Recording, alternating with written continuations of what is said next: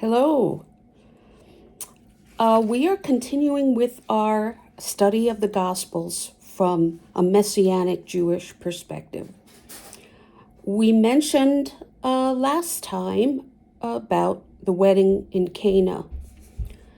Now, Jesus had brought 5 disciples with him to the wedding, and it appears from John's Gospel that John does not speak about the temptation of Jesus. And the other 3 synoptic gospels do. And it is a point to be made here is that we may not know the exact daily movements and whereabouts of the Lord initially. It appears from looking at the gospels that Jesus had encountered Peter and Andrew and John in Bethany, that's in the Jordan area where John was baptizing, and one commentator believes it's possible that they were disciples of John the Baptist, including Peter. So they leave John the Baptist. John the Baptist was at the time still preaching there, and then they go follow Jesus for a time. But it appears again that they are going to return to fishing in Capernaum, and later, at some time later, probably not very long afterwards, but Jesus will call them again, and this time for long-term discipleship, right? But again, Peter, Andrew, and John, of course, were perhaps wanting to examine the Lord a little more closely at first, went with him, and then obviously were convinced, but returned back to Capernaum, to their families, etc., for a time. And then in the meantime, Jesus continues ministering, and then catches up with them in Capernaum. So, one commentator also mentioned that the synoptic gospels are largely silent about Jesus' ministry between the time of his baptism and then his return to Galilee. Okay, well, after the wedding in Cana, they move on to Capernaum, and that's in John chapter 2, verse 12. After this, he went down to Capernaum, he, his mother, his brothers, and his disciples. And they did not stay there long, many days. So from Cana, Jesus, his mother, half-brothers, and disciples went on a family journey to Capernaum. Later, that city becomes Jesus' ministry headquarters. Now we're going to move on to the next event that appears, and that's Jesus' possession of the temple, where during the course of Jesus' public ministry, 4 Passover's feasts are mentioned, which shows that his ministry spanned a period of 3 years. So his baptism had taken place anywhere from 4 to 6 months earlier. And at this first Passover, Jesus comes to Jerusalem, and he goes public by proclaiming his messiahship and performing his first miracles. And it was a good time to go public because at Passover, hundreds of thousands of Jewish pilgrims came to Jerusalem from all over the country and even all parts of the world. In fact, sometimes the number were in the millions. The Tosefta, again, that's a rabbinic commentary, comments, quote, "One time Agrippa the king wanted to know the census of the population, so he said to the priests, quote, 'Set aside for me the kidney of each and every Passover sacrifice.' And they put aside for him 600,000 pairs of kidneys, twice the number of those who went forth from Egypt. The Passover sacrifice was usually eaten by a group of 10 or more people. This means that 600,000 lambs mentioned had fed 6 million people. Josephus, however, set the number lower at around 3 million, excluding the many Gentile pilgrims who came to Jerusalem to watch but could not participate in the festivities. TH.M. stated that many of these pilgrims must have camped outside the city walls. Because there were so many people gathered in Jerusalem for the Passover observance, word surely would have spread in the Jewish communities, both inside and outside the land, and inside and outside the Roman Empire, that a man named Jesus of Nazareth was claiming to be the Messianic king. Next, what Jesus found at the first Passover is the Bazaar of Annas. So upon arrival in Jerusalem, Jesus observed two groups of people in the temple compound. That's in John chapter 2, verse 14. First, there were those who sold oxen, sheep, and doves, which were sacrificial animals. Second were the changers of money. What Jesus observed is also recorded in some detail in Pharisaic writings, and the Pharisees did not like what was going on either. All of this was the business venture of one man, the former high priest Annas. Annas and his family essentially took firm control of the temple compound and turned it into a private family business. The Pharisees referred to it as, quote, the bazaar of the sons of Annas. And Annas was a Sadducee. Josephus describes him as being a hoarder of money, very rich, and he would rob and plunder the common priests by open violence. Rabbinic writings state that he had made his sons the treasurers and his sons-in-law assistant treasurers of his empire. His servants were feared for their wickedness, and they beat people with rods. And they also, quote, joined themselves to the boldest sort of people and went to the thrashing floors and took away the tithes that belonged to the priests by violence, and did not refrain from beating anyone who would not give those tithes to them. Annas' infamous business venture was known for its unrighteousness, and thus was most unpopular among the Jews.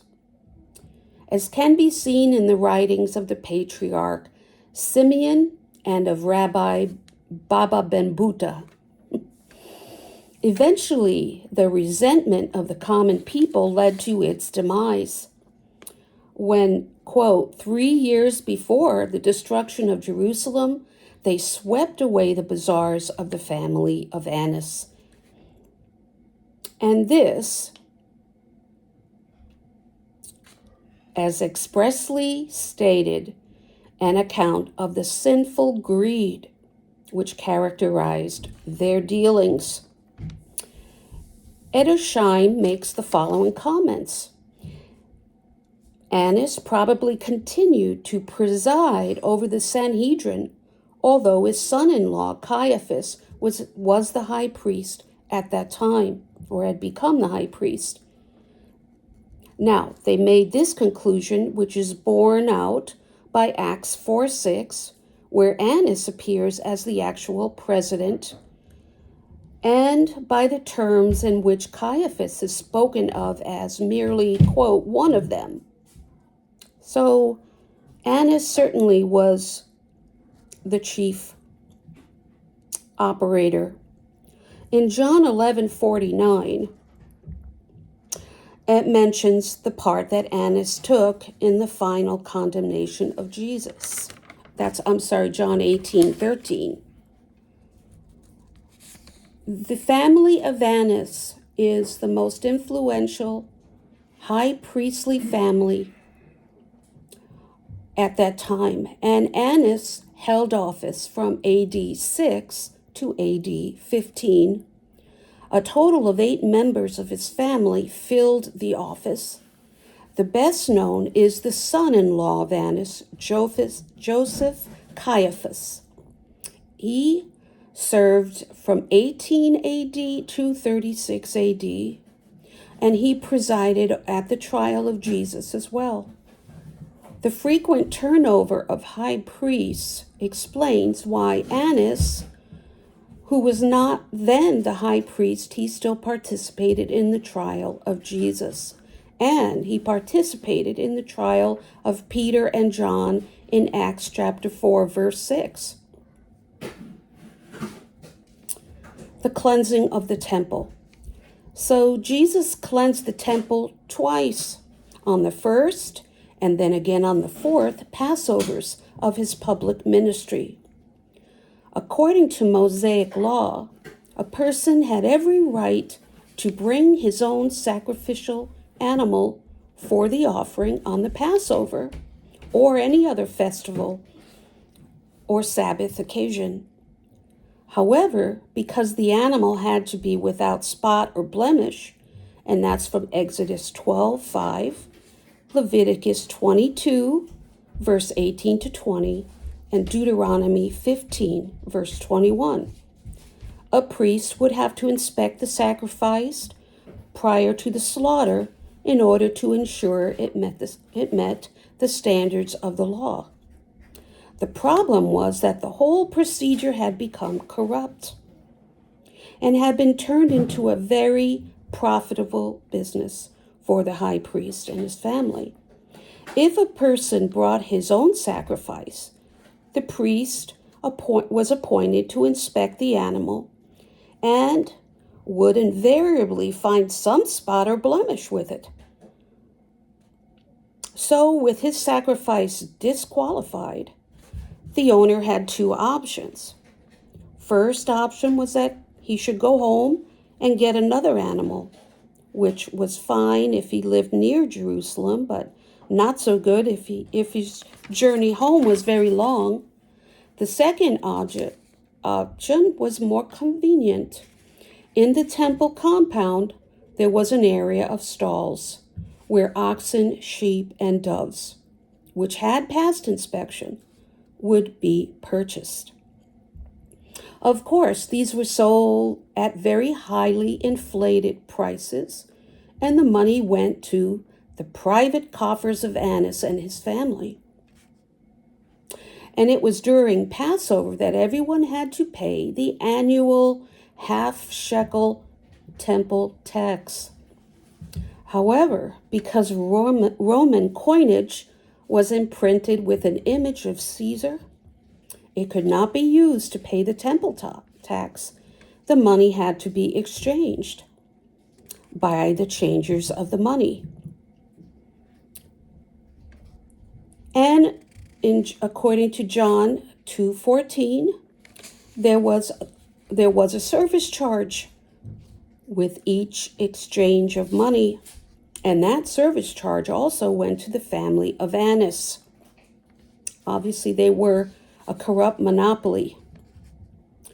Both Talmuds mention these money changers and their tables.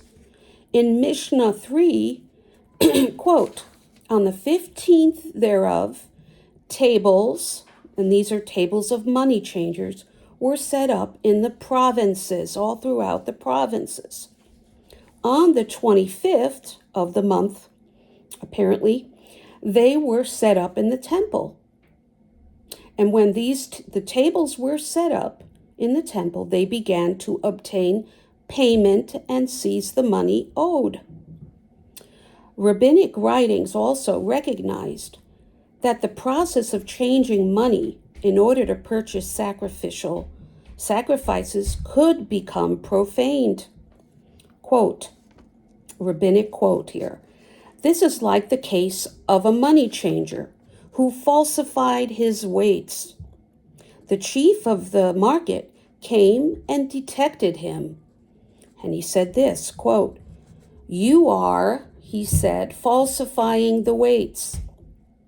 The other replied, quote, "I have already sent a gift to your house." What are you talking about?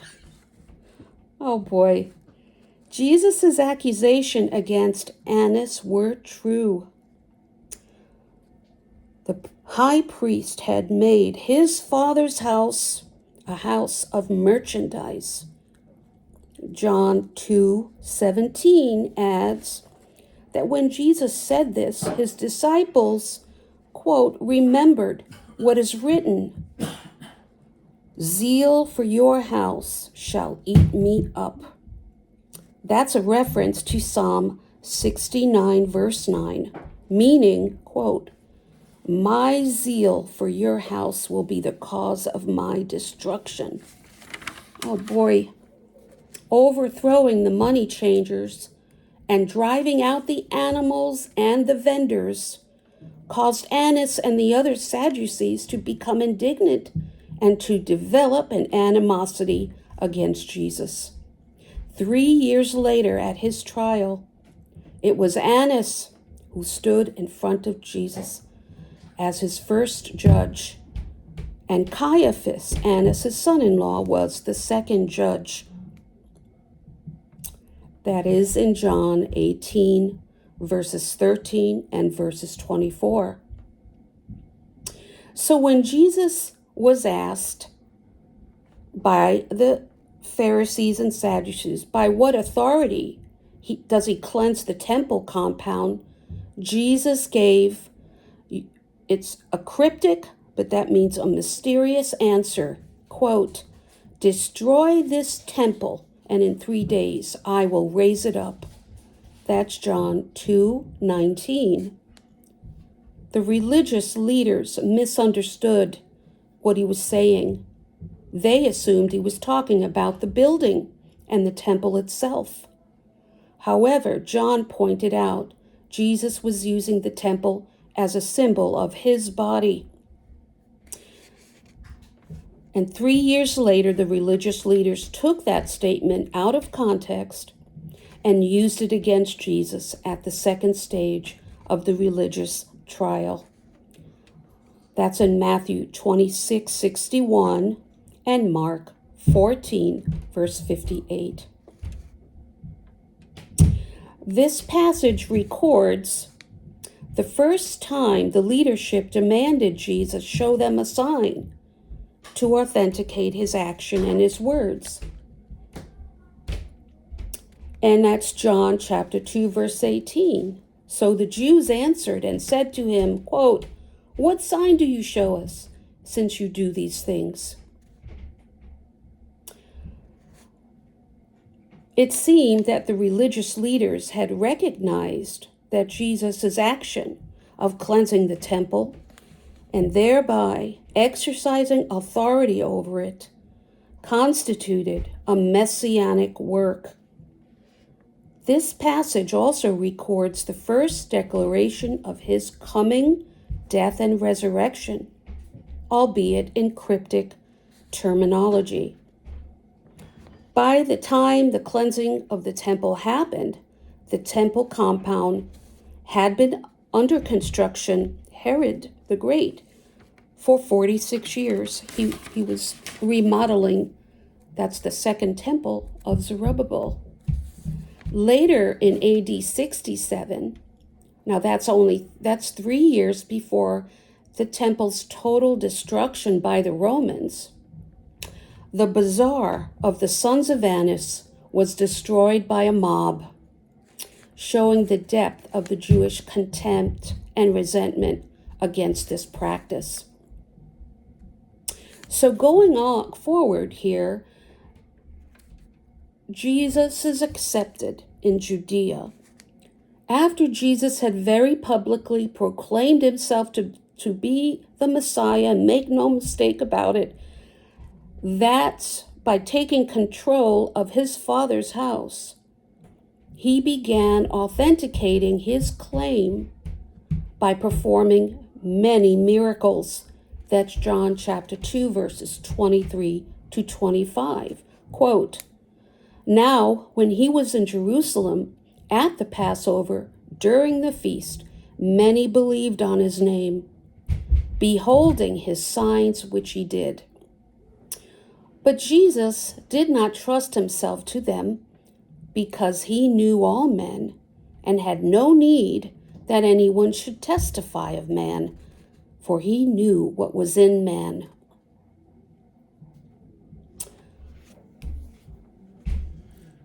The one miracle he had performed up to this point was done rather quietly, right? The wedding in Cana. And only a few people knew it had taken place. However, the next miracles were very public.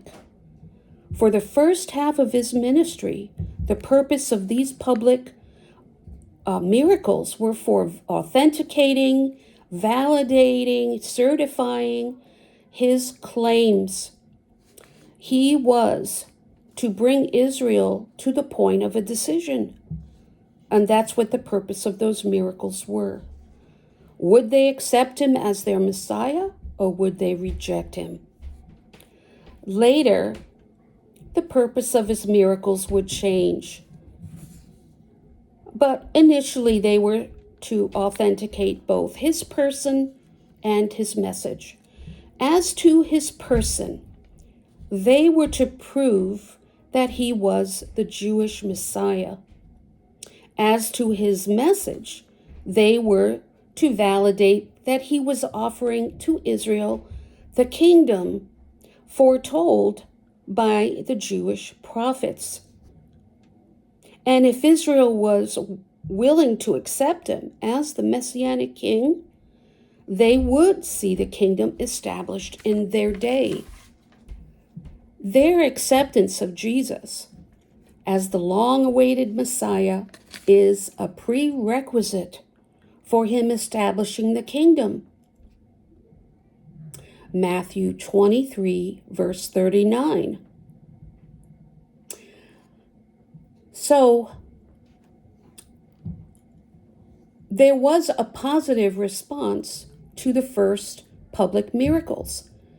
Quote, "Many believed in his name, beholding his signs which he did." But while many put their trust in him, Jesus did not entrust himself to them, for he recognized the nature of man. As the Apostle John developed the theme of the deity of the Son in his gospel, he pointed out two things about Jesus' omniscience. Negatively, this statement is a negative statement. It says, quote, "He had no need that anyone should testify of man, for he knew what was in man." The positive statement is that he knew what was in man.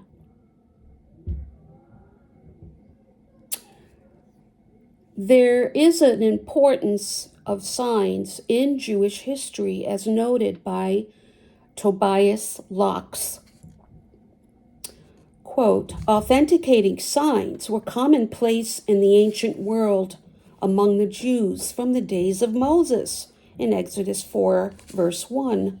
When Moses answered the Lord at the burning bush, saying, quote, 'But suppose they will not believe me or listen to my voice. Suppose they say, the Lord has not appeared to you.' So the Lord had Moses put down his staff, and it became a snake." In the Talmudic literature, the rabbis speculated about authenticating signs in connection with the coming of the Messiah. In Luke, the sign of Jonah is how Jonah, the prophet Jonah, relates to Jesus is through the preaching. Jonah was a preacher of righteousness, right? He went to Nineveh. And Jesus is preaching as well in Israel. But in Matthew, the sign of Jonah again appears, but now it is developed into a prophecy of resurrection. Just as Jonah was in the belly of the whale for 3 days and 3 nights in the depths of the ocean, in the abyss, so Jesus was in the belly of the earth for 3 days and then was resurrected. So was Jonah, in a sense. John Meyer comments on the distinction in the Gospel of John between a work and a sign. Along with many other theologians, he says this, quote, I believe that the word sign, which in Greek is semeion, when used as an act of Jesus, always means something miraculous. Signs are miraculous. It is therefore a more narrow category than, quote, work. Work in Greek is ergon. Work includes more than the signs. The work of Jesus are everything he does to accomplish the work of salvation and the all-inclusive work that the Father wills to bring to completion by sending his Son into the world and exalting him on the cross.